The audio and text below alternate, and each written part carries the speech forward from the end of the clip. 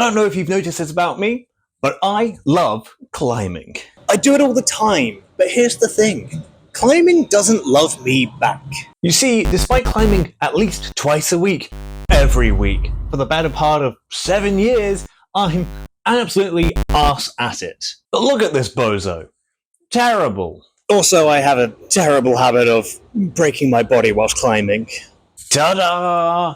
Yes, I recently ruptured a pulley ligament in my hand, splitting the damn thing in two, and thus taking me out of climbing for 2 months. Again.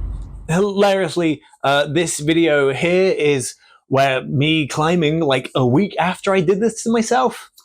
I should know better. This is another in a long line of climbing injuries. Previously, I'd also snapped another finger, snapped another finger, and exploded my ankle so catastrophically that I got to wear a big boot. I fell from the top of the climbing wall, and then as I looked down at my feet to land, the bottom of my foot turned to look up back at me. It's fine, I was fine. I just have long-lasting trauma and an innate fear of heights and falling at an odd angle now. Ha ha ha ha ha. All of this to say, I find myself more often than not climbing due to my weak body made out of feta cheese. But what if I can climb in the digital world? Digiclimb, digital climbing. Video games are the champ. Climbing has been a thing in video games for ages. From Donkey Kong in 1981, featuring Mario Jumpman Mario, climbing an active worksite in a way that would make Alex Honnold's free solo ascent of Taipei 101 look tame, all the way to modern games where you have nearly every game featuring some form of cliff scaling segment that'd make Alex Honnold's free solo ascent of El Capitan look tame. I'm just kidding, that looks really hard. My climbing gym even has a sequence from that climb, which I was going to have as a fun thematic element throughout the video, but I'm not going to do that now because of my finger being reduced to crumpled tissue paper. The point is that video games can't get enough of climbing. I understand why. It's an incredibly popular sport. So popular even that a climbing gym membership is now part of the Consumer Price Index's basket of goods for a standard person. Look, there it is. I did that. The thing is, climbing in video games has always been, well, naff. It's been things like Cloud leaping 15 feet in the air in the world's least efficient dynamic start to then climb a surface with as much action as a worm. Or even in a lot of modern video games where it's Cloud doing a series of dinos from one ledge to the next. This isn't climbing, this is just vertical movement. But what about games that are about climbing? Ones that tout the climb as part of the main appeal of the thing. Can I get the climbing experience without leaving my own home? I hope so. I'd hate to have to go outside. I've never done it. Climbing, that is. I fear that if I went bouldering outside, I'd somehow fall, break my bones, and then be left to the whims of any passing mountain lions. That's bad.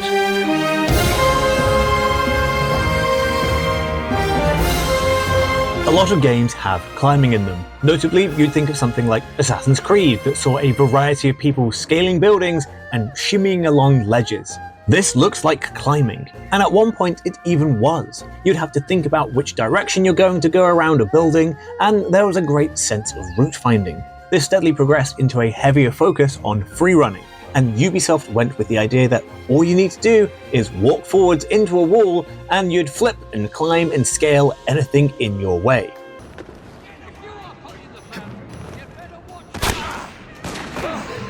It's boring. This became a design toxin, as nearly every game that wanted to give the idea of climbing did this.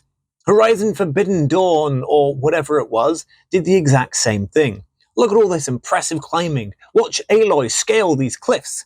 Wow! She's like a free solo master. I imagine this involved all sorts of player ability. Oh, it's just holding forwards. This is boring. It tries to evoke the sense of scaling and climbing and doing sick moves.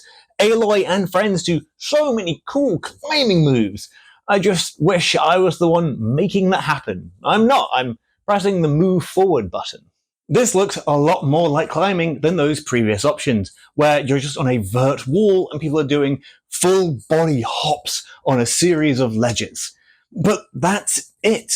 As time has passed, everyone realized that creating those interesting puzzle segments that involved thinking about where you were climbing was hard. So we just hold forwards and hope it looks nice. Maybe you press the jump button when it tells you to, and maybe it'll artificially slow down. Wow! So epic. But what if you could scale anything? I can't tell you the number of times I look at the bricks in my building and how there's such a beefy edge between each brick that maybe I could just scale the wall. Maybe I could just Velcro on and climb around. If I hadn't recently reduced my finger to so much garlic paste. The latest Zelda games did just that. You can climb anything and everything. Just set your little guy up to a wall and away you go. You can dig your little toes and fingers into the rock and start going. It's kind of cool as it gives a great sense of exploration. Are you stuck? Why not climb a wall? Just to feel something. This is more or less lifted from the greatest game of all time, Shadow of the Colossus, where you climbed on big beasties, getting your mitts up in their hair to stab them in their weak point.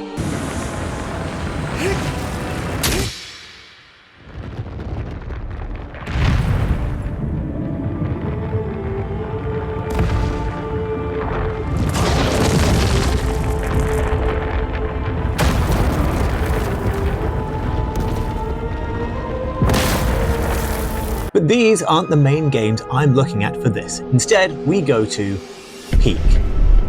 Peak is a game about climbing a mountain and trying not to die in the process.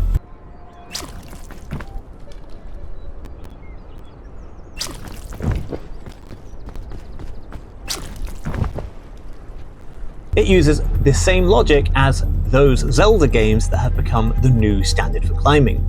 You latch onto a wall and shuffle up until you run out of stamina, and then fall all the way down a mountain to your death or to the whims of any passing mountain lions.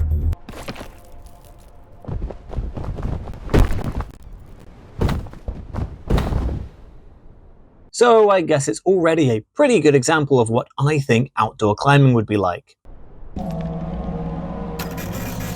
But you might have already realized that this is nothing more than simply pressing the move forward button. And you're right. At no point am I doing anything to make this scaling experience more tactile. Heck, half the surfaces that you're scaling don't even have texture. But your little Boy Scout wonder will stick on like a barnacle and shuffle their way wherever they want. The funny thing is, in the lobby area they even put this little rock climbing wall, but the routes are randomized and meaningless, so it's garbage.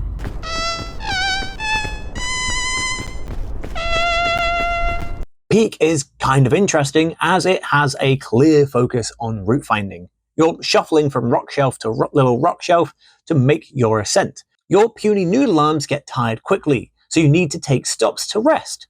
You have to assess where you're going to go and work out what you're doing. It's neat. It's almost like working out a route beta. The problem is, in that working out that route doesn't have to involve some form of weird shadow climbing. No, you just move forwards. You're just pressing forwards. This is missing a fundamental feeling of climbing. Hands. I don't know if you've ever climbed before, but rarely are you doing this on the wall. That's a move I normally reserve exclusively for your mother. Yes, it turns out that your hands are very good for climbing. Unless, of course, you're one of those weirdos that really likes the hands-free experience of the slab, releasing your inner mountain goat. What I'm trying to say is that a lot of games that have climbing in them rarely engage with the climbing itself beyond simply just pushing a joystick forwards, which isn't very fun. What I want to do is emulate that experience of trying to work out what I'm doing with my hands whilst I'm dangling halfway up a wall, fearing for my life. Astrobot can turn into a monkey. That's just a fact for the day, but in doing so you get the ability to climb. It's kind of neat. You alternate between the shoulder buttons and then tilt the controller to emulate lifting yourself. And it's just like climbing.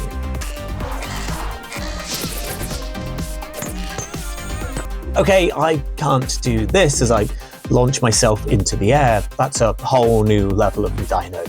The thing is, that's all you're doing, alternating between the shoulders and tilting to lift up.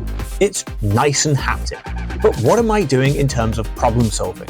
As long as I keep doing this, and I guess this, I'm just going to get to the end. It's like this is a children's game or something.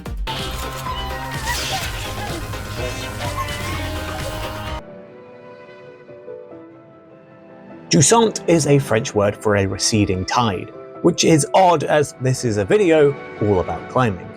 Thankfully, it is also a game all about climbing, in which you follow this little guy with his cool shutter shades.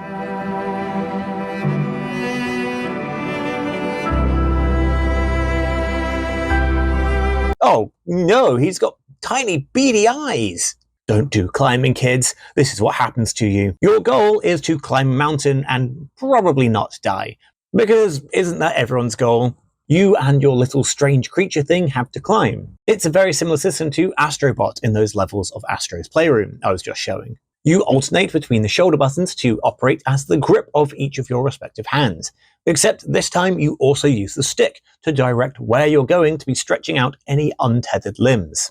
It's kind of neat, as you're presented a number of climbing puzzles with a number of dedicated grips that are within the world. Texture for your hands. Also, this little guy must be absolutely jacked as you just chain one-arm pull-ups back to back.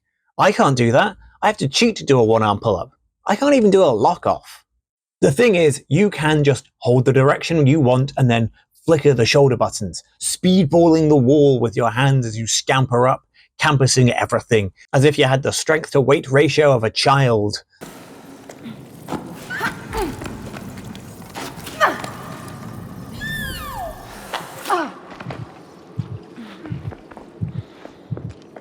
There's also some story or some such about the people who lived on the mountain or the horrible events that led to the world ending, but who cares about that? All we care about is climbing. No need for you to worry about global warming allegories, please. I can't hear the horrors of the world dying if I'm climbing. However, Jusant does little to really evoke the fear of falling off a wall and breaking every bone in your body, and probably dying, that climbing does in me every day. And that's because the little lad insists on having a safety rope. You've got a little rope tie-in that's basically your checkpoint. The thing is that every single time you hop onto a wall, you'll tie in. Even something as tedious as a ladder will have you latching on, just in case you fall and have to reckon with suffering a boo-boo.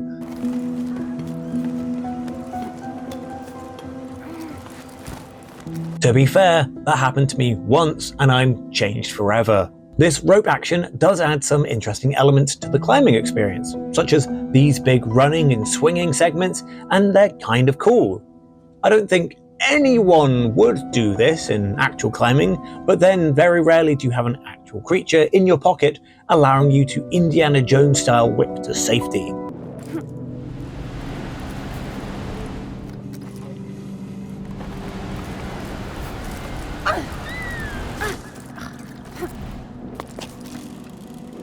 There are also some very fun puzzle elements to Jusant, where you're using the sound of your creature to create handholds, or using moving rocks to your advantage, or these big crevasse segments.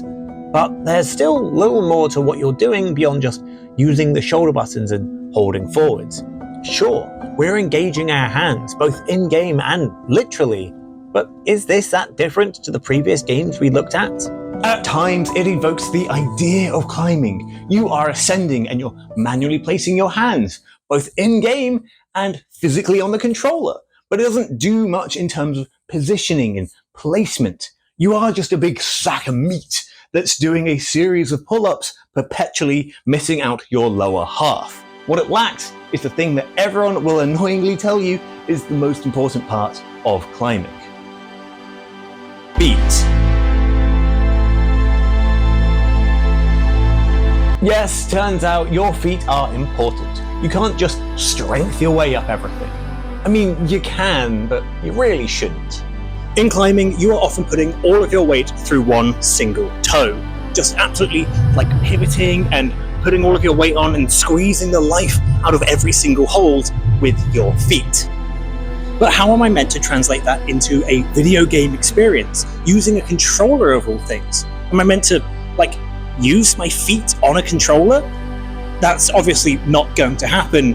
No free feet pictures on the internet. No, instead, well, if we follow some form of logical direction, we've gone from controlling none of the body to controlling the upper body, so now we need to also control the lower body.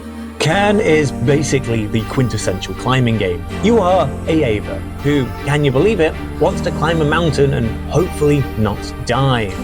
Specifically, a mountain that no one has ever climbed before, and everyone who has ever tried has either died or come back changed forever. Oh, the way you scale this mountain is by controlling Ava's limbs separately. Once you latch onto a wall, you control each limb one at a time to put them in place. It's kind of like QWOP, but for climbing. Except that already exists in GURP. This probably should have been mentioned in the previous hand section. If anything, the way you have to awkwardly dance your hand across the keyboard actually adds to the climbing experience, as you think purposefully about each move. Anyway, you need to purposefully place each foot and hand to make your way up. It's the classic climbing advice. Where do I go next? Well, up. This opening climbing gym segment is great at immediately highlighting the strengths and the weaknesses of this climbing. Climbing holds have meaning, and you're reaching for edges and trying to find the perfect places to put your feet. It just kind of makes sense. But then also the game will lightly freak out and then insist on Ava putting her hands next to every edge and hold instead of holding them, meaning she just instantly freaks out.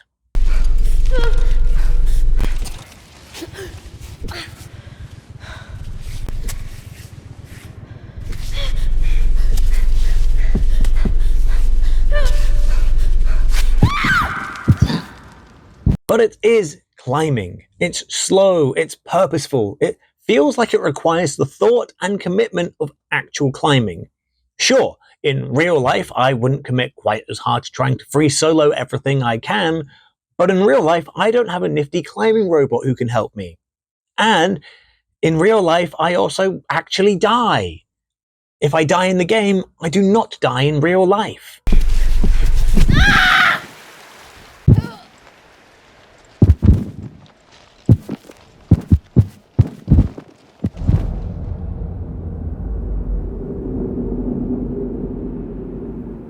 But in time, you'll be scaling cliff face after cliff face to get to something that feels like the top.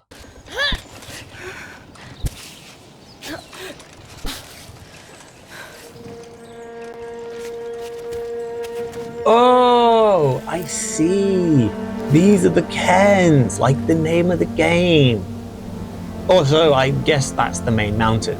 Mount, climb up and die. Cairn is quite frankly great. It presents you with a surprisingly open climbing experience. Here's a mountain face. Make your way up it. Route finding is a key part of this game, and it's cool. Beyond that, it also explores a lot of interesting themes about obsession and isolation. Ava will climb to the top of this mountain at all costs, literally risking life and limb. She gets messages from her girlfriend back home, or her agent, or other people, and she just selfishly shuts all of them out, as the thing that's more important to her is defeating this challenge, doing the big send. Gonna need something real here. Any news? Your altitude? Your stool colour? I don't care, just give me anything. Damn it!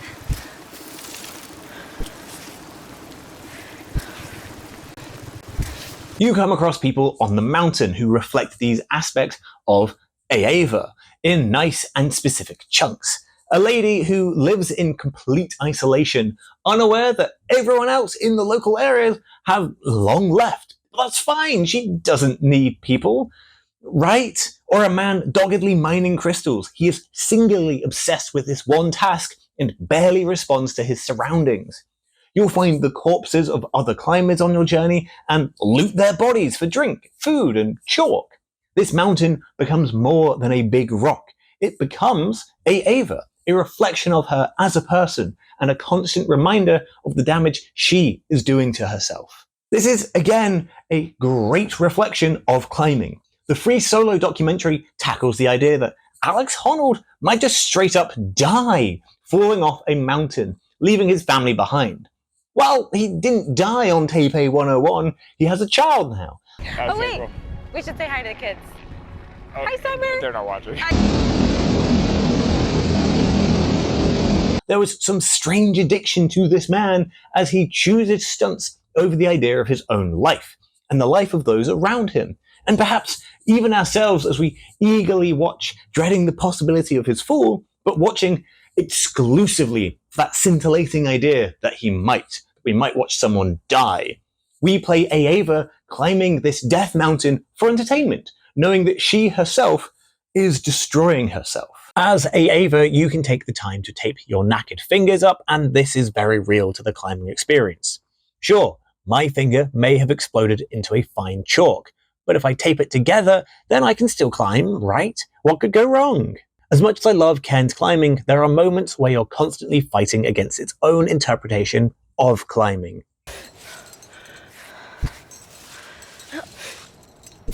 Technical moves like a knee bar or even a toe or heel hook aren't on the menu here, and if you even think about trying, then Ava will start panicking as her feet slip and scrape.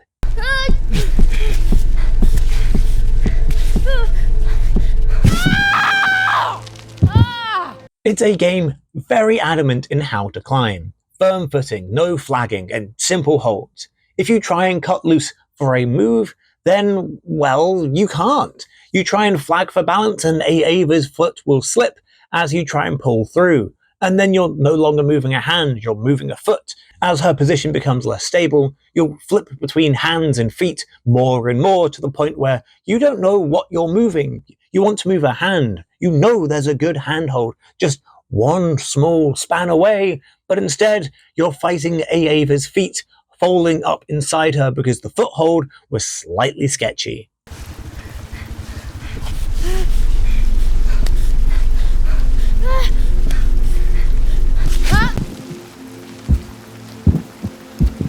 I genuinely believe there are moves that I could do that has Ava hooting and hollering because you tried to do a bit of a chimney in a big crag.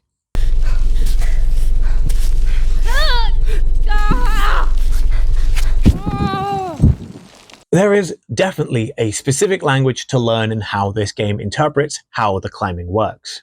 But climbing up these faces is great. There's texture, you observe the wall to spot good edges and holes, and then get really annoyed in this annoying crystal cave because Ava refuses to hold anything.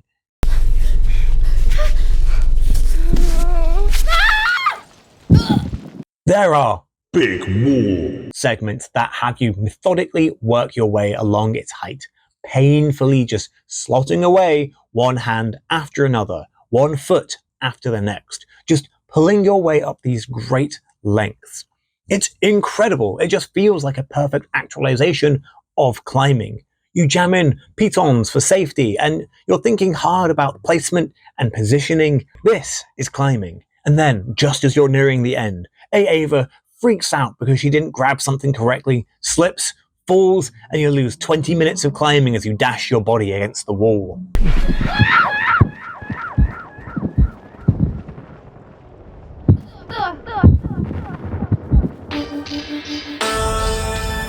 Cairn is a really good climbing game. I honestly think with a bit more refinement, this climbing system could be as close to emulating climbing in a game you can get. When it works and you synchronize with it, it's great. It scratches that puzzle-solving aspect of your brain that you see in climbing, while also dragging you to the edge of your seat as things get a bit precarious. Importantly, one of the great counters to all the doom and gloom of Ava's journey is the boy she also comes across, who is also climbing Mount Die on this hill. He's young and naive, but talks to Ava about climbing in all sorts. There are segments where these two strangers talk about beta, about how to get past a bit of wall.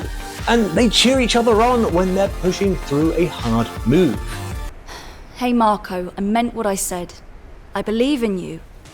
See? That's where I got stuck. And you just got over it without breaking a sweat. It's great because it really speaks to one of the great things with climbing, which is that it's a community sport. While yes, you're by yourself as you're doing a specific problem, but people will talk to you about problems. They'll encourage you. You'll chat to them for a day, talk through problems, and then go on your way. I've made a variety of friends through climbing. Romantic relationships, or even thinking of every single incredibly gifted child as my enemy. There are loads of people I'll talk to nearly every week. Neither of us know each other's names, but we'll talk about climbing. Because ultimately, climbing, to me, isn't just a mechanical process.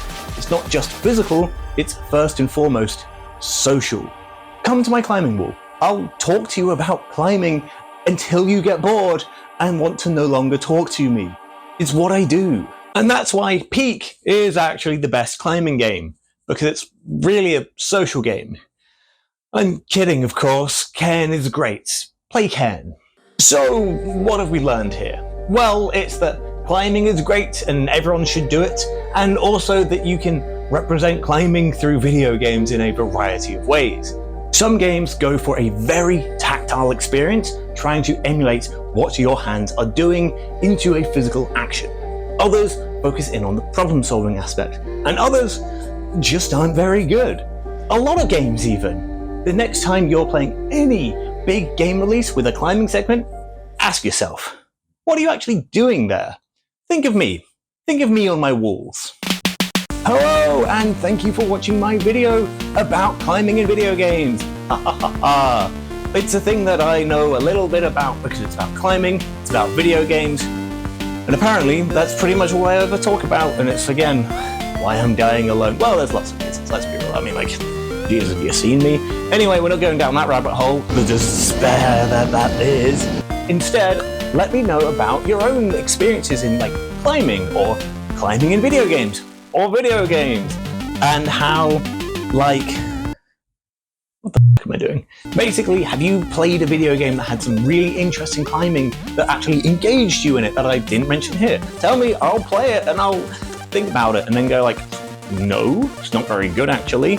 Or just like, if you're interested, honestly, you should play Cairn or any of the other games I mentioned, just like, or here's the real kicker, just go climbing, get into climbing. I want more people into climbing because I think climbing is great, and then people want to talk to me about climbing, like you could do in the comment section down below.